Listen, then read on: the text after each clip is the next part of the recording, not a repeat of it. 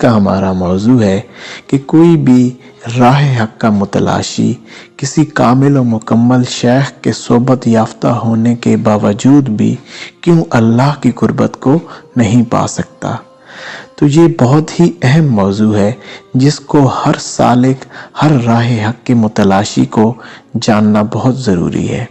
تو اس اہم راز کو سمجھنے کے لیے ہم سلطان العارفین حضرت سلطان بہو رحمۃ اللہ علیہ کی بارگاہ خاص میں چلتے ہیں۔ سلطان العارفین حضرت سلطان بہو رحمۃ اللہ علیہ اپنے کلام میں یہ راز سمجھاتے ہیں۔ آپ فرماتے ہیں، پاٹا دامن ہویا پرانا، پاٹا دامن ہویا پرانا، کچرک سیوے درزی ہو، پاٹا دامن ہویا پرانا، کچرک سیوے درزی ہو، دلدا محرم کوئی نہ ملیا، دلدا محرم کوئی نہ ملیا، جو ملیا سو غرضی ہو، باج مربی کسے نہ لدی، باج مربی کسے نہ لدی، گجی رمز اندردی ہو، اسے راہ ول جائیے باہو، اسے راہ ول جائیے باہو، جس تھی خلقت ڈردی ہو۔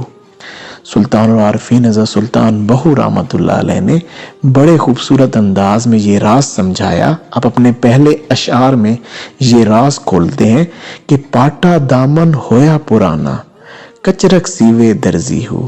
آپ فرماتے ہیں کہ جو صاحب فقر ہوتا ہے، جس کے پاس اللہ کا یہ راز ہوتا ہے، جس کو حضور نبی کریم صلی اللہ علیہ وآلہ وسلم کی طرف سے فقر کی دولت عنایت ہوتی ہے، صاحب فقر جس کے پاس معرفت الہی کا خزانہ ہوتا ہے، وہ اس خزانہ کو کسی صاحب دل مرید کے سپرد کرنا چاہتا ہے۔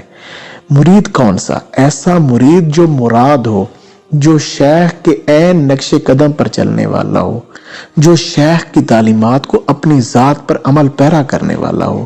مگر افسوس وہ مرد قلندر اس کی حفاظت کر کر تھک کر کہتا ہے، میرا دامن تو اس بیش بہا خزانہ کی حفاظت کر کر کے تار تار ہو گیا ہے، کب تک اس کی حفاظت کرتا رہوں، کب تک کسی کامل مرید کی تلاش کروں گا۔ آپ اگلے اشعار میں فرماتے ہیں کہ دلدا محرم کوئی نہ ملیا، دلدا محرم کوئی نہ ملیا، جو ملیا سو غرضی ہو۔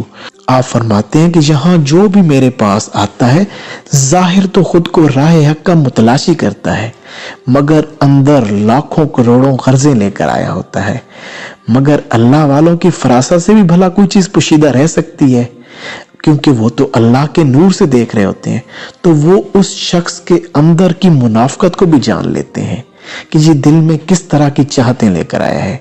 کسی کے دل میں دنیا کی چاہت ہوتی ہے، اور دنیا بھی تو ہزاروں رنگ رکھتی ہے نا، دنیا کے بھی تو ہزاروں رنگ ہیں، تو ان رنگوں میں رنگے لوگ آتے ہیں ایسے اللہ والوں کے پاس۔ کسی کو کشف و کرامات کی طلب ہوتی ہے، کسی کو دنیا کی بہت بڑے عہدوں کی طلب ہوتی ہے، الغرض خالصتاً اللہ کی طلب لے کر کوئی نہیں آتا۔ وہ کوئی ایسا شخص ڈھونڈتے ہیں جس کی طلب فقط اللہ ہو اور وہ اس کو لینا بھی جانتا ہو۔ اور کچھ لوگ تو ایسے ہوتے ہیں جو ادب سے ہی محروم ہوتے ہیں، اور ادب تو اس راہ کا بنیادی نقطہ ہے۔ اگر کوئی شخص اس راہ کے باریک ادب نہیں سمجھ سکتا تو وہ بھی اس راہ کی منزل کو نہیں پہنچ سکتا۔ اب کچھ لوگ ایسے ہوتے ہیں جو اللہ والوں کے پاس جب جاتے ہیں تو ان کے ساتھ ایسے بات کرتے ہیں جیسے اللہ والوں نے ان کا کوئی قرض دینا ہو، کہ ان سے کوئی قرض لیا ہوا ہے اور ان کو ضرور انہوں نے لوٹانا ہے، یا وہ ان سے ایسے بات کریں گے جیسے کوئی عام سبزی یا ٹھیلے والے کے ساتھ سودا بازی کر رہے ہوں۔ دیکھیں، شیخ کامل اور اللہ کی راہ کا بتانے والے کے ادب بہت بڑے ہوتے ہیں۔ یہ حضور نبی کریم صلی اللہ علیہ وآلہ وسلم کے حقیقی وارث ہوتے ہیں۔ اللہ سبحانہ تعالیٰ ہمیں اس کی سمجھ دے۔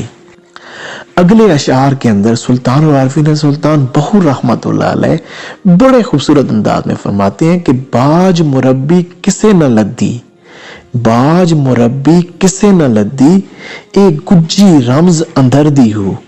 آپ فرما رہے ہیں کہ یہ بات سمجھ لو کہ کسی شیخ اور ہادی کے بنا اس راہ کا ایک قدم بھی مشکل ہے۔ آج دن تک کسی کو بھی اللہ کا وصال کسی اللہ والے کے بنا نہ ملا ہے، نہ ہی ملے گا، क्यों?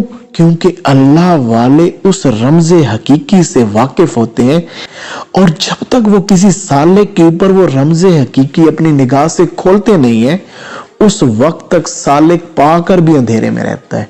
हो सकता है वो अंदर से सब कुछ पा चुका हो, लेकिन वो फिर भी अंधेरे में रहता है, क्योंकि उसके ऊपर वो रमज नहीं खुली। और आखिर में सुल्तान आरिफीन हज़रत सुल्तान बहू रहमतुल्लाह अलैह फरमाते हैं कि ओसे रावल जाइए बाहू, ओसे रावल जाइए बाहू, जिस थी खलकत डरदी हो। सुल्तान आरिफीन हज़रत सुल्तान बहू रहमतुल्लाह अलैह मशवरा दे रहे हैं कि देखो, अल्लाह सुब्हाना ताला के दीदार और कुर्ब की मुतलाशी बनो, और फिर इस्तकामत से इस राह पर चलो, और अपने नफ्स को अपने शेख के सुपुर्द कर दो। उसके सामने ऐसे हो जाओ जैसे मुर्दा गुसाल के हाथों में होता है।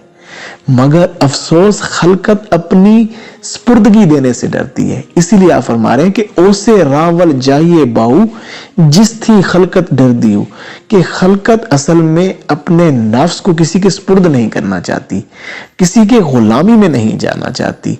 और खलकत जब इस राह पे चलने को तैयार नहीं है, तो फिर अल्लाह का कुर्ब कैसे मिलेगा?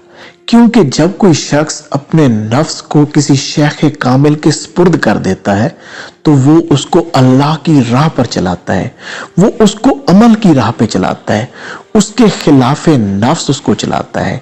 लिहाजा फिर उस खिलाफे नफ्स चलने से, अमल की राह पर चलने से उसको अल्लाह का कुर्ब मिलता है। अगर आप भी अल्लाह के कुर्ब की मुतलाशी हैं, और आप ये समझते हैं कि अभी मेरी तलब भी खालिस नहीं, फिर भी किसी कामिल और मुकम्मल शेख की तलाश करें, और फिर अदब और मोहब्बत के साथ उसकी सोबत में इस्तकामत इख्तियार करें। वो तुम्हें अपनी तलब खालिस करने का राज भी बता देंगे, तुम्हारी रहबरी भी कर देंगे, और इंशाअल्लाह तुम अल्लाह के कुर्ब तक भी पहुंच जाओगे।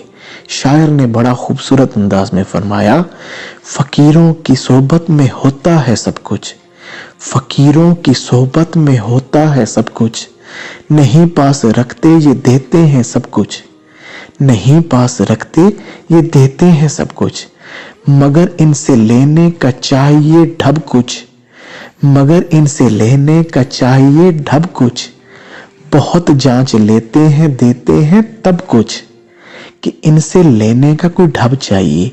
इनका ढब वो तरीका, अदब और मोहब्बत से इनकी सोबत में इस्तकामत है, ताकि तुम्हें ये अल्लाह के राज से आशना कर दें। अल्लाह सुब्हाना ताला मुझे और आपको इन तमाम बातों पर अमल पैरा होने की तौफीक इनायत फरमाए। जज़ाकल्लाह। अस्सलाम वालेकुम।